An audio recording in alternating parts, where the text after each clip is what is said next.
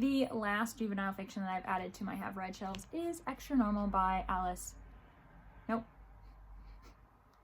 Great, let me do this again. Crooked Lane Books.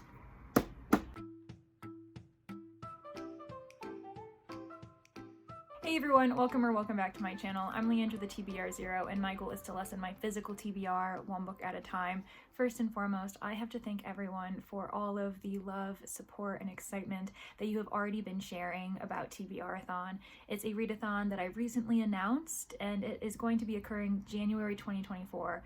I know it's about a month away, but everyone's excitement has just really been so wholesome, and it has made me so much more excited and has made the work I've put into it so much more worth it. People are already buying merch, which is supporting the American Library Association. They are posting to social media talking about how they are planning on doing reading sprints and everything else, and I'm so grateful. So thank you so much. Also, thank you to all of my new subscribers. I recently hit 800, and I honestly cannot fathom it. I really do appreciate it. I'm sure a lot of it is thanks to Rainey, who's hosting A Clue Readathon, and because she so graciously invited me to be a co-host, I was able to get to know a lot more people that I didn't know before on booktube, and introduced me to all these different types of audiences. And then of course the readathon announcement I think helped that as well. So yeah, thank you all so much for being here. I do really want to let you know that I will do my best to create the content that is the most engaging for you, whether it be reading sprints, sit down videos,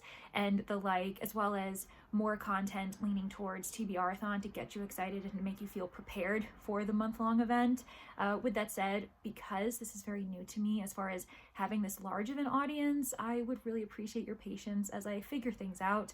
And of course, I welcome any suggestions, requests, recommendations, whether it be in the comments or you can reach out to me across various social media platforms. So yeah, thank you all so much, and yeah, I'm so excited that you're here for me. On that note, if you have seen my content for a little while, you've returned because you want more, maybe you should join our community. Of course, this is your choice. You certainly don't have to, especially if you don't even have a YouTube account.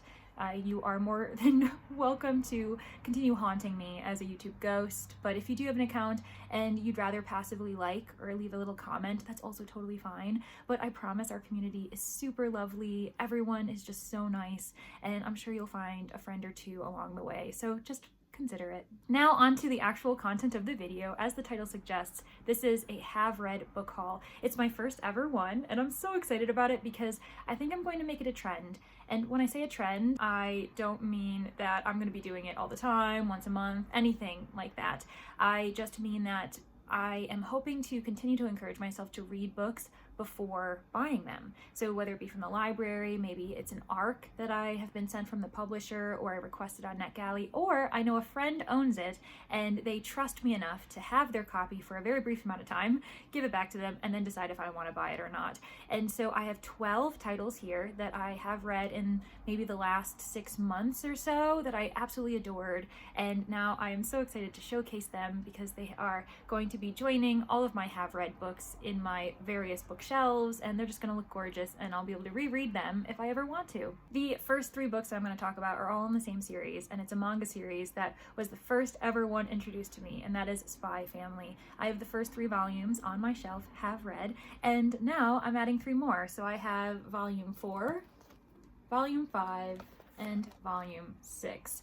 I am so excited to add this to my already kind of growing collection of manga, and this is really a gateway manga series. It's really wholesome, but it's also action-packed. We have a spy who's married to an assassin. They have no idea the other person's profession. They also have a daughter who's a telepath, so she knows everything, and she is 4 years old, and honestly she is wreaking havoc in the best way as she tries to save the world in her own way. We also have a dog who's telepathic in his way too, and it's a great time. It's chaotic, it's hilarious, and there's just a lot of tomfoolery going around that I'm totally here for. With that said, I will continue to borrow the series as I go, and then buy them in maybe stacks of 3 once I decide that I want to continue with the series, just because I, one, really like supporting my library. So every time I borrow a book from the library, it tells the library that they should keep it on their shelves a little bit longer.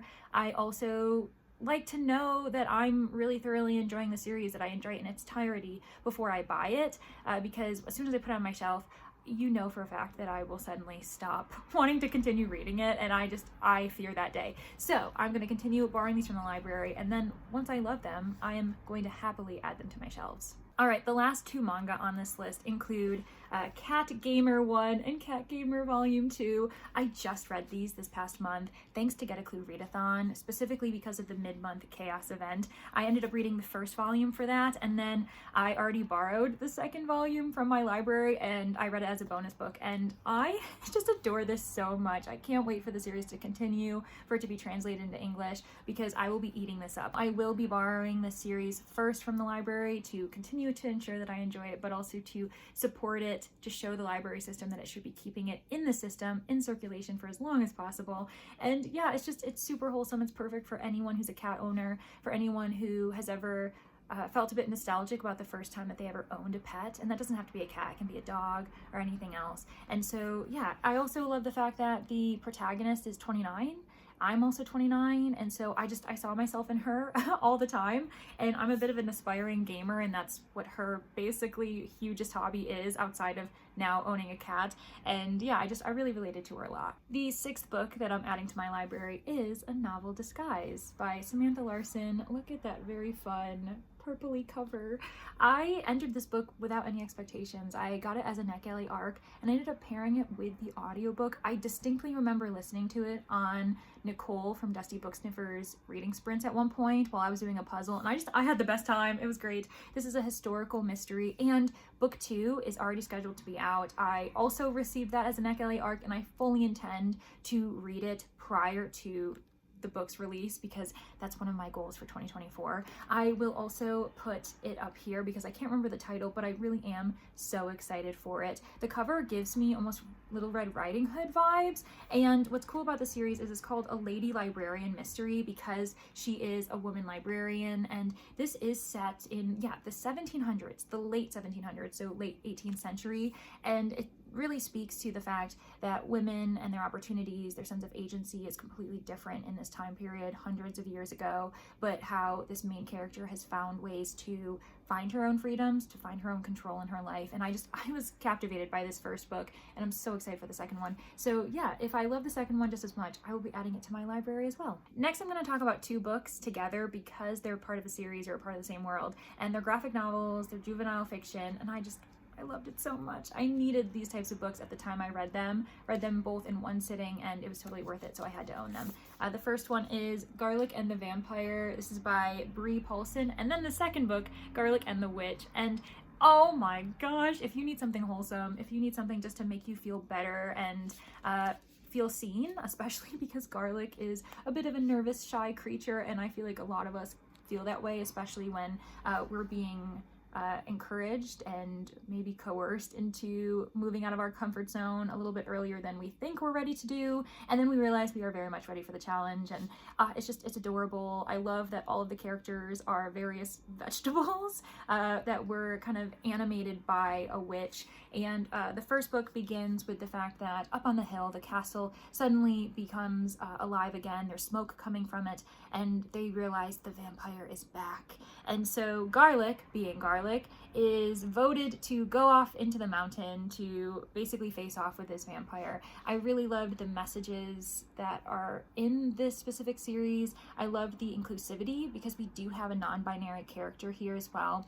And yeah, it was so creative. Bree Paulson, please keep writing. Please keep making graphic novels because I will be devouring them. Staying on the train of juvenile fiction, I also added No One Leaves the Castle by Christopher Healy to my have-read shelves, and it was the best decision of my life. I absolutely adore this. This ended up being one of my 4 precious host favorite reads for Get a Clue Readathon. I only read it a month prior to the Get a Clue events happening, and honestly, it is so fun. More people need to know about it, especially those who really love middle grade reads. This is a genre blend between mystery and fantasy. Our 2 main characters include a princess who has decided to renounce her throne, and she is now a bounty hunter, and her best friend's a bard. And so Lilac and the bard Dulcinea are trying to make their way in the world and prove themselves in ways that no one else really expects of them. And they find themselves at this castle trying to solve the murder of a wizard. And of course, because the wizard has died, there's suddenly this bubble surrounding the castle that's slowly crushing it, and they need to solve the mystery before the bubble crushes them. And it's just a great time. There's so many different types of magical creatures involved. There's a lot of different mysteries happening that Lilac has to solve, and like honestly, it was hilarious. It was so funny. I love the dialogue. It was super sharp, and I honestly can't imagine anyone disliking this. Those who did read it during the Get a Clue Readathon that I know of also said that they liked it, so I feel very proud of that, even though I'm not the one who wrote this book, and I shouldn't really take any pride in that beyond the fact that I recommended it. But yes, oh my gosh, I just loved it so much. I also added Extra Normal by Kate Alice Marshall to my shelves. Look at that cool cover. It's awesome. I ended up borrowing this kind of on a whim in the days leading up to Halloween, and I really enjoyed it. The audiobook was super animated and fun, and the characters are super dynamic. These group of children at the bottom of the cover include Charlie, our main character, and her adoptive siblings, who are all very much not normal. One's a ghost, one's a wolf, one has telekinetic powers, if I remember correctly, and meanwhile Charlie herself is too normal. She's the most normal child in the house, and she definitely feels left out and feels as though she needs to keep everyone in check to feel as though she's contributing to the family.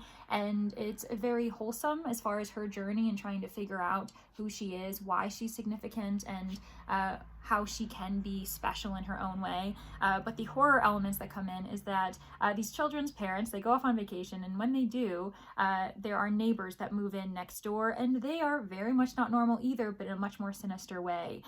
They are constantly smiling with like rictus grins, and you can tell that they just don't really know how to be human. And so Charlie is immediately on guard, and no one else seems to really notice what's happening beyond her and her siblings.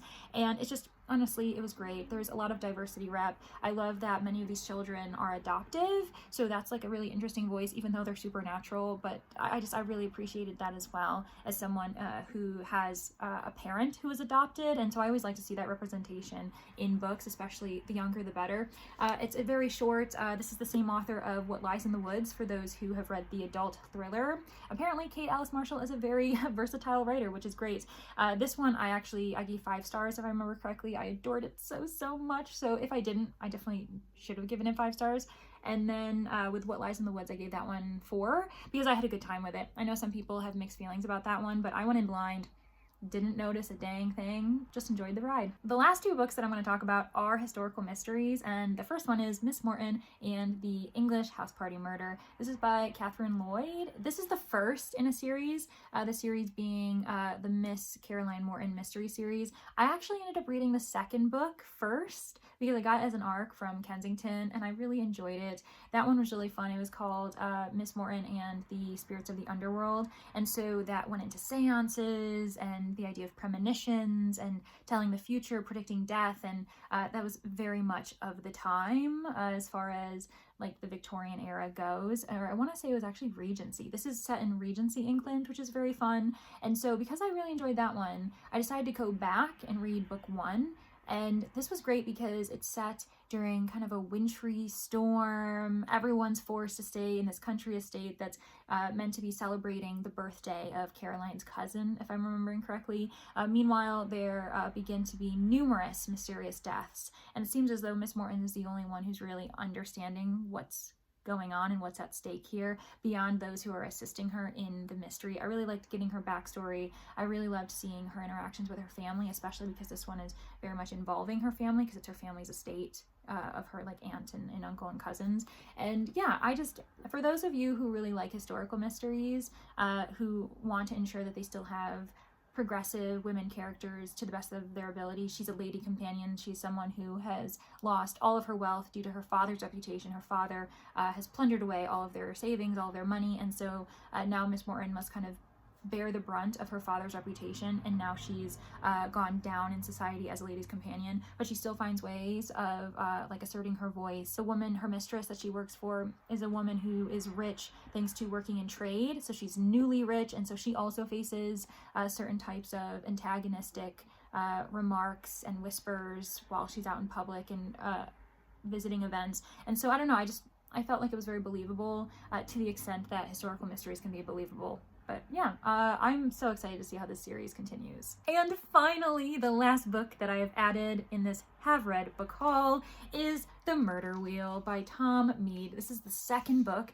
in the Joseph Spector mystery series. The first one is called Death and the Conjurer. That one was also one of my most favorites for Get a Clue Readathon, and I ended up reading this one a couple months ago with Danny over at Danny Dabbles. We've been doing buddy reads every single month, and it's been honestly the best time ever. And so I remember talking about Death and the Conjurer, and she ended up reading that, which, oh my gosh, I was so happy when she did that. And so because she enjoyed it, which, what a relief, we both decided to continue with The Murder Wheel. And I really love this world. I love Joseph Spector. He's this illusionist magician, and it's set in the 1900s, early 1900s, and just, he's so aloof. Like, he's so mysterious to the point where, yeah, he's an enigma in himself, where we just don't understand him. He's got this very kind of shady past, but he also loves to reveal the most kind of obscure happenings to show how mundane they actually are. And he does that while also revealing various, like, magician's tricks to show, yes, this is an illusion, look how simplified it is. Now let me do that with a murder mystery. And yeah, I just really love the tone of it. This one was really fun. It's quite fast-paced, actually, as far as, like, the writing's very easy to get through, and so I've never had a hard time reading his books very quickly. And yeah, I can't wait to see where this series continues. And those are the 12 books that I now have added to my library that I have already read. I hope you enjoyed this. Let me know what the last book you read was that you thoroughly enjoyed, that you absolutely had to own, and so you went out and bought it. Also, let me know how you're doing today. I hope you're all doing really well. I know that December can be kind of a very dreary time for some people, but I hope you're finding joys where you can. And thanks so much for being here and making it to the end of the video. I hope to see you all in the next one very soon. Bye!